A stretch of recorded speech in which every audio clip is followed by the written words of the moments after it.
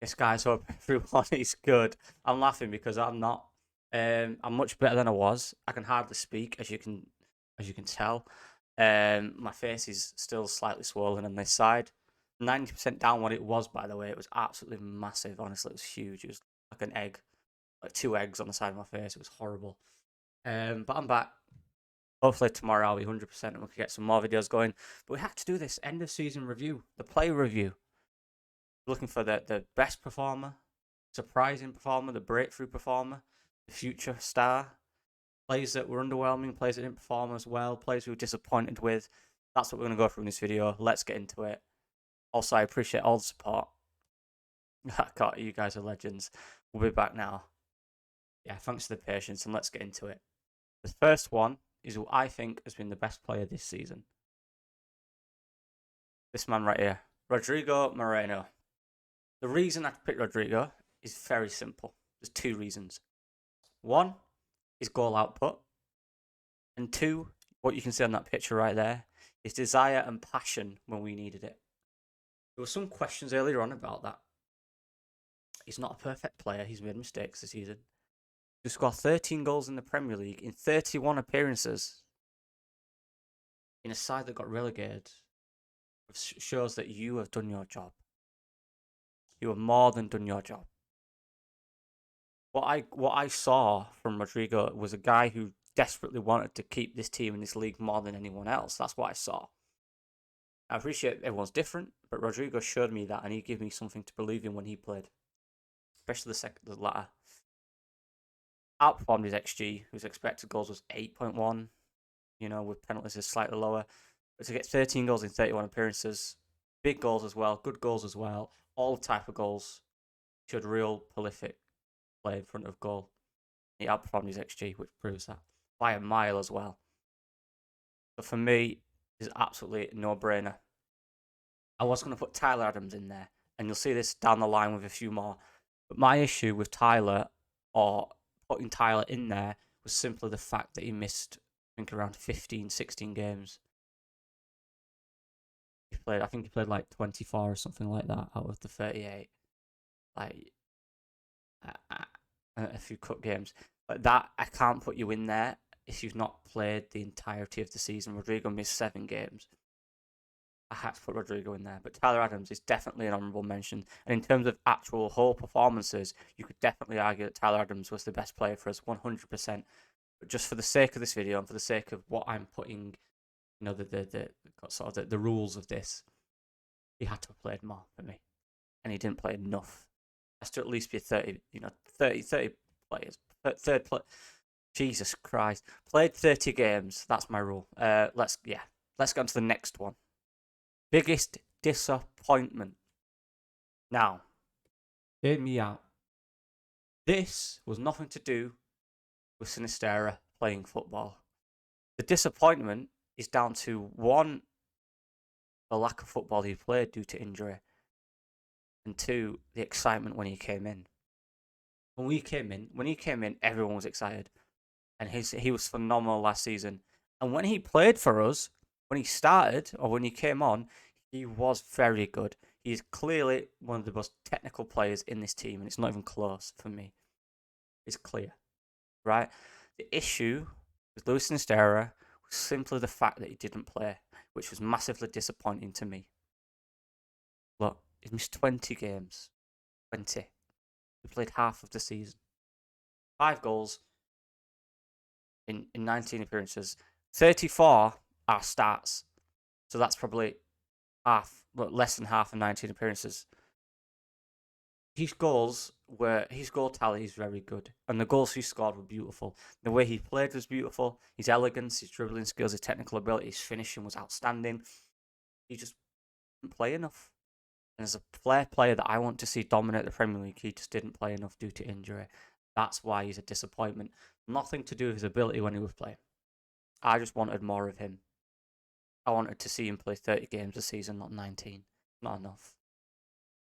There was other honourable mentions in terms of disappointment, and we'll get on to them. For me, Aaronson as well, just given how well he started, compared to what happened. I think of Pascal Struijk. I think of, you can argue Ruta is in there, but he didn't play enough for me. Disappointment, you have to have played or be here the entire year, right? He wasn't. There's a lot of people you can put in disappointment. I want to take a slightly different angle from that. I want to take a player with ability that I'm disappointed because he couldn't play. That's my thinking. That's why I put Sinistera in there. Let me know what you guys think about that one. Who's the biggest disappointment? Not someone that you thought was going to be bad when they came in and were bad. Someone that you thought was genuinely going to blow the Premier League apart and didn't quite do that for whatever reason. For me, it is Lewis Sinistera. Now we're going to get on to the next category. The next category is biggest underperformer. And this is what I've gone with. You guys know I really like Aaronson. And I'm being really 100% honest right now. I've seen a lot of stuff going around about how you wouldn't hack it in the Championship. I think that's totally wrong. That's just my opinion. Whatever, who cares? Just from what I've experienced, why he's had a bad season, yes. But I think Aaronson will go on play for a top club. Not top club, but a very good club in Europe. Still think he'll play in the Champions League. I still think he'll have very good stats later on in his career when he develops more. He's still 22. Coming to the Premier League now under this pressure cooker environment, didn't settle well in his mental state. He clearly went a lot downhill after the first 7 or 8, 9 games of the season. And is that in that sense he has underperformed, right? Because from what he was to what has happened to him, he has underperformed. 1 goal and 3 assists in the number 10. I mean, 36 minutes is underperforming. I know he's expected assists. I think he's around 5 to 6. Goals, he didn't create chances to score himself, right? And I put that based on his ability as well, and the fact that I think he can perform much better. I'm sorry, anyone, for me, and I know you guys come in and watch other people on this platform or take people's opinions on Twitter. Think like yourself. I don't. I have my opinion, and that's just my opinion. I think he would tear up the Championship. I think there's too much leverage being on this whole strength thing in the Championship. The Championship is not as physical as the Premier League. I can't stress. The Premier League is the pinnacle of physicality.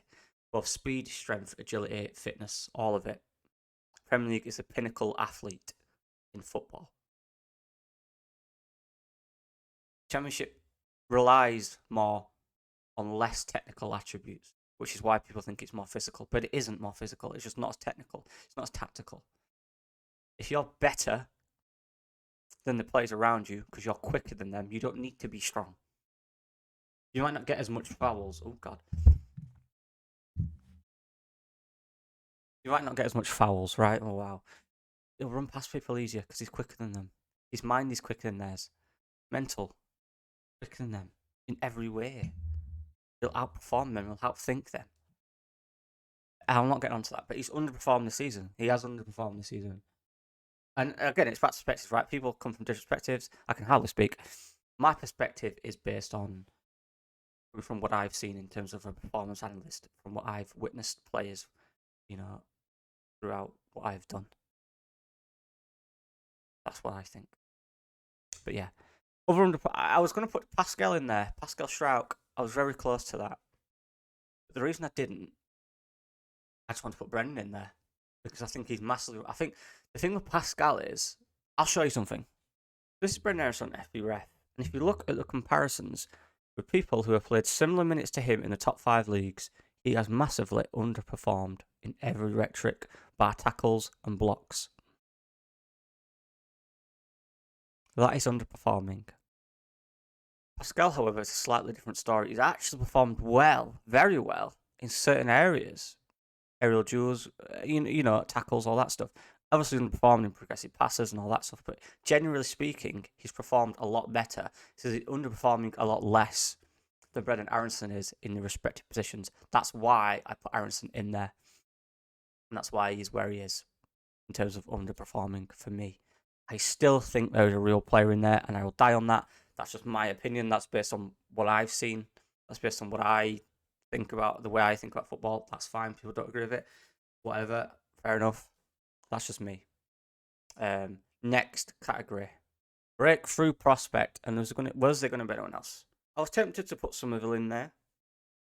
I think longevity throughout the season. The fact that Wilfred Nonto came with this, people constantly criticising him before he kicked the ball, saying he's just a risk. Who's this guy? He's just some guy from Zurich for 5 million. Without actually understanding, football doesn't work like that. You can get good talent from lower leagues for cheap. That you can do that, and this is reason for that. Wilfred Nonto is a big example of that. The fact that he came from that and everyone was saying that has proven everyone wrong. Look, I don't think he's been as consistent as people have said. I think the second half of the season, the final third of the season, I didn't think he performed well at all at his standards. But there's clear talent there, clear high ceiling ability, and he's definitely a breakthrough. From no one knew who he was at the start of the season to him now. That's a breakthrough season. You can put other people in there. I was thinking some of the younger players. But really, there's not much, is there? So for me, it had to be Wilfred Nonto. That's my opinion on that. What do you guys think about that one? Next category. Consistent. And this is so funny, because Jack Harrison is constantly known as this Mr. Inconsistent. Which I guess he is. If he was consistent, these goals and assists, which are decent, would be double. Because his ability is that good. Genuinely, his ability is so good. He's so good. And if a coach or a style or a team can get that out of him, what a player you have, by the way. But I've put him most consistent because I still think he is in this side. I think Nonto really went off the boil to the point where he didn't even play. Somerville as well. Aaronson never had that consistency in performance. The central midfielders were never consistent. Strikers were never consistent. You could probably put Rodrigo in here, but I didn't want to put two people in the same category, right? I wanted to have different people for each category. That's why I haven't put... You definitely put Rodrigo in there. Tyler Adams is close again, but for Tyler Adams, the issue is, again, he missed a lot of games. Jack Harrison played 36 games. That's consistent. The goals in this, how many, what's that? 12 goal involvements in 36 games. It's a good turnaround. He's not a consistent winger for the top level. He doesn't do it in enough games. But he's done it throughout the season enough to be the most consistent player in our side, in me. And you look at the defence, I think who's consistent there? Max Wober didn't play until January, so I can't put him in there. The other ones have always switched around. Rasmus and Luke always switched. Verpo and Strauch always switched. Harrison was the one constant throughout the season. That's because he's a consistent performer. It's really hard when we've been through all this and we've been relegated, obviously. But I just think there's no one this year who has been there as much as he has. And you think he's been good defensively as well. He's always put effort into the side. He's not been the consistent in terms of getting goals and assists, or maybe performance, but in terms of being a constant there with the squad and being a threat. When we are doing well, he's usually at the top of that pile doing well, right? And as you said, you could put Adams there, but for me, Adams' injury, the amount of games he missed shows he wasn't consistent because he didn't play that many games, right? He only played 24 games. You can't be consistent if you're missing, how many games? 12 games of the season, including cups. You can't be that consistent, right? Because you're injured. That doesn't help. So I can't put Adams in, I'm afraid. Although Adams has been shafted in this video because he's probably our best player. Didn't play enough. Just got injured too early. Simple as that. But Jack Harrison is definitely there for me. Outperforming his expected goals, outperforming his expected assists. Played almost every game for Leeds this season and got 12 goal involvements. Jack was the most consistent player in that sense for Leeds United. Now on to future star.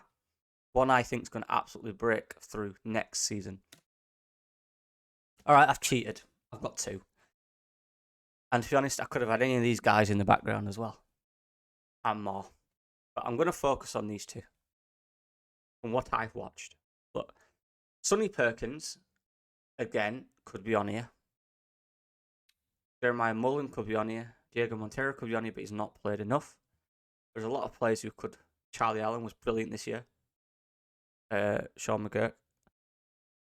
For me, these two have been fantastic all season for the 23s. And I've watched every game I can for that. I've enjoyed watching them. It's been a great year for them. I've loved it more than watching Leeds United, the first team, because that's been dire, hasn't it? But watching these two absolutely tear up that league every week has been a joy to watch. And I think Mateo's going to ask for some games. I think he wants game time next year. There'll be a lot of clubs watching him. There will be, I imagine. And I think Mateo really, really will want assurances that he's going to get a chance. Darko JB for me, I think he could start. This will all depend on how they develop over the summer, how serious they take it when they come back to training, how up here, how devoted and motivated they are to progress in the championship. That will depend on that. But these two right here, in terms of ability, have the future star potential, especially starting in the championship where they could flourish in that league. Again, there's a lot of honourable mentions, a lot. You can see some in the background. Those two in the foreground are the two guys, for me, who will have the most chances next year out of any of them players in the 21s to perform. If I'm going to shoulder it, I'm going to say Darko JB. Also, I have to mention Archie Gray. Do not sleep on Archie Gray. He is growing into a man. Trust me, he could be up there as well. He could definitely 100% be up here on this picture right here. He could. I'm annoyed that he got injured a lot this year, because otherwise he might have been further ahead in his progression. Archie Gray could easily feature for Leeds a lot next season, just like these two. Don't get it twisted. That's 100%. But for me, I'm choosing these two.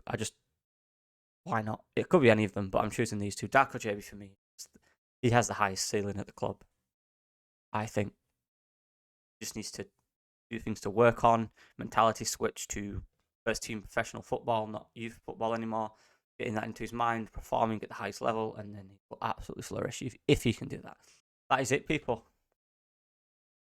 Again, future star. I just want to talk about this guy as well real quick. Don't count him out. He's at the club. Looks like he's staying. You never know, he might leave. Looks like he's staying. He could have a good year next year. Let's see. Let me know what you guys think. I'm going to stop this now because my mouth is killing me.